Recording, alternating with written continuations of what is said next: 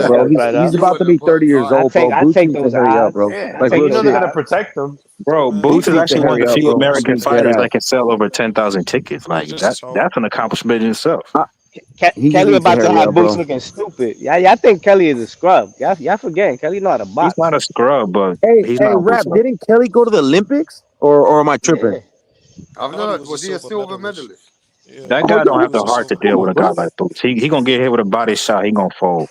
He has pedigree though. Bro, Kelly Yeah, Boots he's is a fucking around talented. big He's and, very dude. and athletic and box very Boots. talented. Come on, But you gotta have chill. heart in this sport, bro. If you don't have a heart, all that talent and I skill don't Who's mean, mean you gonna were just harm talking this about guy? Ortiz getting dropped, bro. That's hard Who's right gonna there, be Yeah, bro. but Getting biggest dropped, Virgil come got back threat? to heart. win. Like one thing about Virgil, I'm never going to Biggest deny, threat. bro. Virgil's a dog. I don't think Josh Kelly is a dog.